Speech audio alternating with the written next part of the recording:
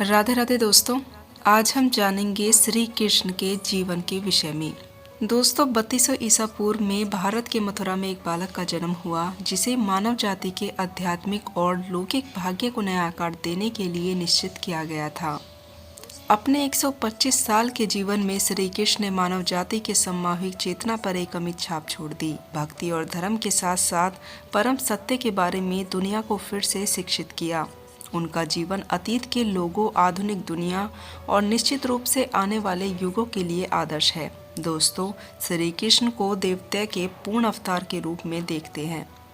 आज भी करोड़ों लोग उनकी प्रार्थना करते हैं, उनके नामों का जाप करते हैं, उनके स्वरूप का ध्यान करते हैं और उनकी शिक्षाओं को व्यवहार में लाने का प्रयास भी करते हैं। दोस्तों, उनके जीवन ने कविता, संगीत, चित्रकला, मूर्ति कला और अन्य ललित कलाओं के खजानों को प्रेरित किया था। उनकी महिमा अतुल्य है। उनकी कहानी सभी क्षेत्रों के लोगों के लिए खुशी और प्रेरणा का स्रोत है। दोस्तों, एक बच्चा, एक भाई, एक सारथी, एक योद्धा, एक शिष्य, एक गुरु, एक ग्वाला, एक संदेशवाहक, गोपियों का प्रिय, अपने पूरे जीवन में श्री कृष्ण ने कई भूमिका निभाई। पूरे समय वह कभी नहीं भूले कि वे सिर्फ भूमिकाएं थीं और उनका असली स्वरूप साक्षात हमेशा आनंदित चेतना था। दोस्तों, इस तरह वह अलग रहने में सक्षम थे और इस तरह दोष रहित प्रदर्शन करते थे। कभी भी अपने चेहरे से मुस्कान को गिरने नहीं देते। शायद उनकी सबसे बड़ी शिक्षा ये ही थी। दोस्तों, ऐसे बहुत कम लोग होते हैं जो जीत और हार दोनों में खुशियां मनाते हैं। श्री कृष्ण ऐसे व्यक्ति हैं जिन्होंने जीवन और मृत्यु का जश्न मनाया। यही कारण है कि वे हमेशा बड़ी मुस्कान देने में सक्षम थे। उन्होंने चेहरे पर मुस्कान के साथ जन्म लिया, मुस्कुराहट के साथ ही जिए और मुस्कुराहट के साथ ही शरीर छोड़ा। दोस्तों, उन्होंने अपने जीवन के माध्यम से जो संदेश दिया है वह यह है कि हमें जीवन को हंसी से भरपूर मानना चाहिए। दोस्तों, श्री कृष्ण का जीवन इतना संपूर्ण है कि उसे यहाँ बताना असंभव ही होगा। इसे मुख्य रूप से श्रीमद् भागवत गीता, गर्ग संहिता, विष्णु पुराण, ब्रह्मवैवर्त पुराण, महाभारत, हरिवंश और अन्य पुराणों के माध्यम से बताया गया है। दोस्तों, इस वीडियो में हम श्री कृष्ण के जीवन के विषय में जानते हैं। दरअसल श्री कृष्ण का जन्म जेल की कोठरी में हुआ था। एक ऋषि ने अपने अहंकारी चाचा राजा कंस से कहा था कि वह अपनी बहन देवकी के बच्चे के हाथों से ही मारा जाएगा। इसलिए कंस ने देवकी को कैद कर लिया और उनके द्वारा जन्मे बच्चों की हत्या करवा दी। दोस्तों, देवकी जी और उनके पति वासुदेव जी आखिरकार एक बच्चे को सुरक्षित जगह ले जाने में सफल रहे। यह कोई और नहीं, नटखट श्री कृष्ण ही थे। उन्होंने श्री कृष्ण को ब्रज भेज दिया, जहां उनका पालन पोषण उनकी पालक माता यशोदा ने किया। यह ब्रज के एक गांव वृंदावन में था, जहां श्री कृष्ण ने गांव की गोपियों, चराहों का दिल जीत लिया।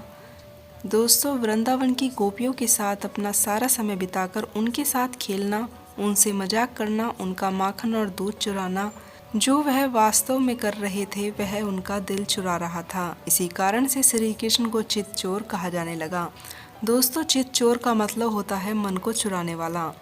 कंस ने श्री कृष्ण को मारने के लिए कई हत्यारे भेजे, लेकिन उनमें से कोई भी ऐसा करने में सफल नहीं हुआ और अंत में श्री कृष्ण मथुरा लौट आए और कंस को मारकर भूमि पर धर्म की पुनः स्थापना की। दोस्तों, श्री कृष्ण कभी वृंदावन वापस नहीं लौटे। गोपियों के लिए वियोग का दर्द असहनीय था। इन्होंने उनके मन को एक ऐसा बुखार की स्थिति में पहुंचा दिया था जिसमें उनका हर विचार श्री कृष्ण के बारे में था।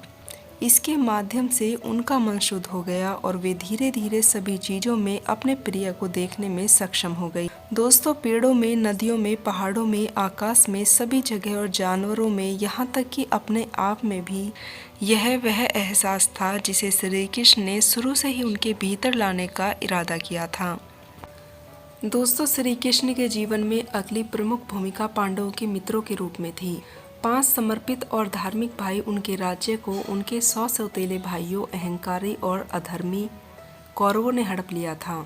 दोस्तों, दोनों के बीच अंतिम युद्ध में श्री कृष्ण ने पांडव अर्जुन के सारथी के रूप में काम किया और उन्होंने अर्जुन को भागवत गीता के 701 श्लोकों का उपदेश भी दिया। यह गीता ही है जो श्री कृष्ण द्वारा दुनिया को दिया गया सबसे महत्वपूर्ण उपहार है। वास्तव में कुछ लोगों का मानना है कि श्री कृष्ण के जन्म का पूरा उद्देश्य ईश्वर का गीत सुनना था। इसमें महाभारत युद्ध के समय अर्जुन को कृष्ण द्वारा दी गई सलाह शामिल है। गीता आध्यात्मिकता का सार इस तरह से प्रस्तुत करती है कि उसे आम आदमी भी समझ सकता है। जैसे कि महान स्वामी चिन्मयानंद अक्सर कहते हैं कि गीता के साथ श्री कृष्ण उपनिषदों के ज्ञान को हिमालय से नीचे बाजार में ले गए।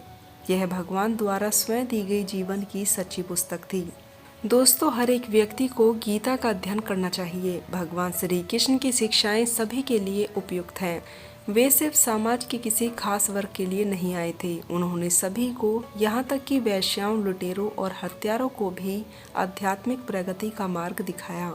वे हमें अपने सच्चे धर्म के अनुसार जीने, उनमें सुदृढ़ रहने और इस तरह जीवन में आगे बढ़ने, अंतिम लक्ष्य की ओर बढ़ने का अनुग्रह करते हैं। दोस्तों, श्री कृष्ण के निर्देश सिर्फ साधुओं के लिए ही नहीं थे। उन्होंने हर किसी को उनकी क्षमता के अनुसार सलाह दी।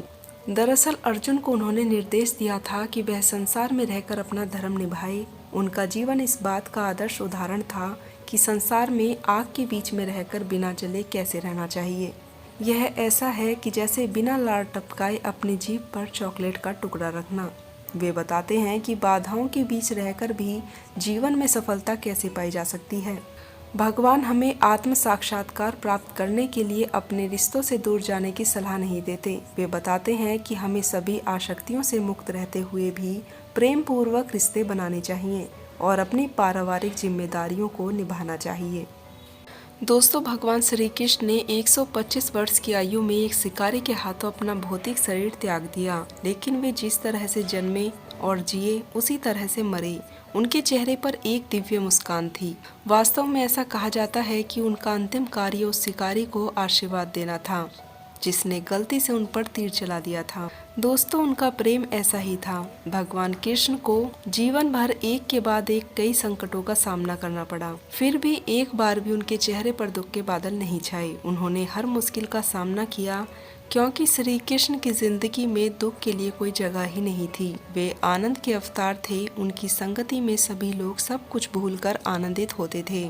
उनकी उपस्थिति में उन्हें आत्म आनंद का अनुभव होता था। दोस्तों, इतने समय बाद भी क्या आज भी उनके बारे में सोचने मात्र से हम आनंद से नहीं भर जाते? दोस्तों, आज से करीब 5000 साल पहले भगवान श्री कृष्ण का जन्म हुआ था। फिर भी आज भी लोग उनकी पूजा बड़ी ही भक्ति और समर्पण भाव से करते हैं। दोस्तों, उनकी 16,000 रानियां थी और वे राजस्वी और वैभवशाली जीवन जिया करते थे। फिर भी उन्हें भगवान की तरह पूजा गया। भगवान श्री कृष्ण पूजा के योग्य तो थे ही और इसलिए वह आदरणीय भी थे। दोस्तों, श्री कृष्ण वासुदेव थे। वासुदेव यानी वे इस दुनिया की सभी चीजों का मजा लेते थे, फिर भी वे मोक्ष के अधिकारी हैं। वासुदेव असाधारण मानवीय शक्तियों और उपलब्धियों के मालिक थे। वे इतने शक्तिशाली थे कि हजारों लोग उनकी एक दृष्टि से ही डर जाते थे। भगवान श्री कृष्ण की 16,000 रानियां थी, फिर भी वे नैमिष्ठ ब्रह्मचार्य थे। इसका मतलब यह था कि उनका हर एक पल, हर एक भाव और समर्पण ब्रह्मचार्य के लिए ही था। भगवान श्री कृष्ण की आत्मा जागृत हो गई थी, इसलिए वे नर से नारायण बन गए थे। दोस्तों, आपने श्री कृष्ण के सीधे हाथ की छोटी उंगली पर एक घूमता हुआ पहिया देखा होगा और अधिकांश हम सभी को पता है कि इसे सुदर्शन चक्र कहते हैं। लेकिन इस चक्र का क्या अर्थ है? परम पूजनीय भगवान ने बताया है कि यह सम्यक दर्शन आत्म साक्षात्कार है जो उन्हें भगवान नेमिनाथ से प्राप्त हुआ था। दोस्तों, सुदर्शन चक्र का अर्थ है सम्यक दर्शन। अतः सुदर्शन चक्र अर्थात सम्यक दर्शन या आत्म साक्षात्कार। दर्शन अर्थात दृष्टि और सुदर्शन यानी सही दृष्टि। मैं आत्मा हूँ, यही सही दृष्टि है। दोस्तों, अज्ञानता की वजह से इस दुनिया में सभी लोग गलत दृष्टि से ही अपना जीवन जी रहे हैं कि मैं शरीर हूँ या मैं नामधारी हूँ। जिस नाम से शरीर को पहचानते हैं तथा आत्म साक्षात्कार होता है, तब सुदर्शन अज्ञानता का नाश करके सही दृष्टि स्थापित होती है। यद्यपि श्री कृष्ण की इतनी रानियां थी और वैभवशाली जीवन था, फिर भी इस दृष्टि की वजह से वे इन सभी शारीरिक वैभव से हमेशा लिप्त ही रहते थे। बाहर से शारीरिक कार्यों में लिप्त होते हुए भी अंदर से वो हमेशा जागृति में ही रहते थे कि शरीर अलग है और मैं शुद्ध आत्मा हूँ। दोस्तों, उनका भौतिक शरीर कर्मों के नियमों से अलिप्त नहीं था और इसलिए वे कर्मों के प्रभाव से अलिप्त नहीं थे। लेकिन जब उनके जीवन में अनेकों पत्नियां आईं, तब वे हमेशा इसी जागृति में रहते कि मैं शुद्ध आत्मा हूँ। योगेश्वर श्री कृष्ण अपने अगले जन्म में तीर्थकार बनकर वापिस आएंगे और करोड़ों लोगों को सही दृष्टि देकर मोक्ष की तरफ ले जाएंगे।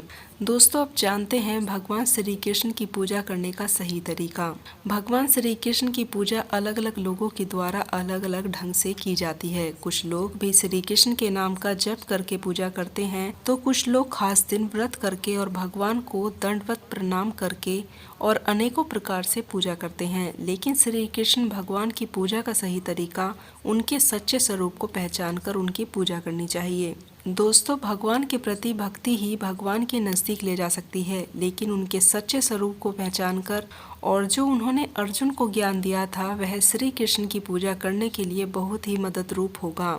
दोस्तों, भगवान श्री कृष्ण के जीवन के तथ्य पर आधारित अनेकों कहानियां हैं। दोस्तों, 5000 साल पुराने कोबरा की कहानी, जिसका नाम कालिया था, वह वास्तव में एक रूपक है। यह कहा जाता है कि बालकृष्ण ने आकर एक भयंकर कोबरे पर विजय प्राप्त की। दोस्तों, यह कोबरा तो एक रूपक है, यह भ्रम अभी तक चल रहा है। श्री कृष्ण ने अंदर के कालिया का दमन किया था। कालिया दमन में कोबरा क्रोध का प्रतीक है और जब कोई इस क्रोध पर विजय प्राप्त कर लेता है वही श्री कृष्ण होता है। जो अपने कर्मों को क्षीण करता है उसे ही श्री कृष्ण कहते हैं। दोस्तों, भगवान श्री कृष्ण ने गोवर्धन को महत्व दिया था, अर्थात गोवंश की वृद्धि जबरदस्त ढंग से करना चाहते थे, क्योंकि उस समय बहुत ज्यादा हिंसा चल रही थी। भारत के लोगों का जीवन अपने पालतू पशुओं पर ही निर्भर था। भगवान श्री कृष्ण का हृदय जानवरों की रक्षा करना और उनकी संख्या में बढ़ोतरी करना था और इसलिए उन्होंने गायों का रक्षण किया। इसके परिणाम स्वरूप दूध के उत्पादकों में बढ़ोतरी हुई। यह काम उन्होंने अकेले ही किया था, अतः श्री कृष्ण ने गायों को सुरक्षित स्थान दिया।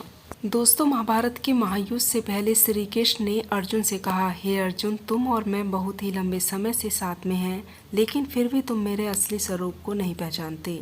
जैसे तुम मुझे अपने सामने देखते हो वह मेरा असली रूप नहीं है। तुम जो देख रहे हो भौतिक शरीर है, मैं इस शरीर से अलग हूँ। मैं शुद्ध आत्मा हूँ, तुम भी शुद्ध आत्मा हो। तुम्हारे भाई, चाचा, गुरु और दोस्त जिनके साथ तुम युद्ध करने वाले हो वे भी शुद्ध आत्मा ही हैं। यह युद्ध तुम्हारा कर्म है, इसलिए तुम्हें इसे पूरा करना होगा। यदि तुम युद्ध करोगे तो तुम नए कर्मों से नहीं बंधोगे और बचे हुए कर्म खत्म हो जाएंगे और तुम्हें मोक्ष तक ले जाएंगे।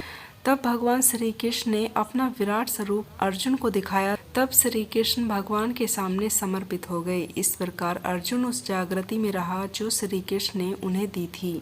उसने बहुत से महान व्यक्तियों का वध किया, फिर भी वह एक भी कर्म से नहीं बंधे और अंत में इसी जीवन में उन्हें मोक्ष की प्राप्ति भी हुई। दोस्तों, भगवान श्री कृष्ण ने कहा, मोक्ष का मार्ग मिलना अत्यंत ही मुश्किल है, लेकिन यदि किसी को ज्ञानी पुरुष मिल जाए तो वह खिचड़ी बनने से पहले ही आसान हो जाएगी। भगवान श्री कृष्ण ने भागवत गीता में कहा है कि हम अपने भौतिक दुनिया की जिम्मेदारियों को पूरा करते करते स्वधर्म आत्मधर्म में आ जाते हैं। भगवान कृष्ण ने अर्जुन से महाभारत युद्ध लड़ने के लिए क्यों कहा, उसके बारे में जानते हैं। उस समय भगवान श्री कृष्ण इन शब्दों के निर्मित थे। अर्जुन सांसारिक मोह से घिर गया था।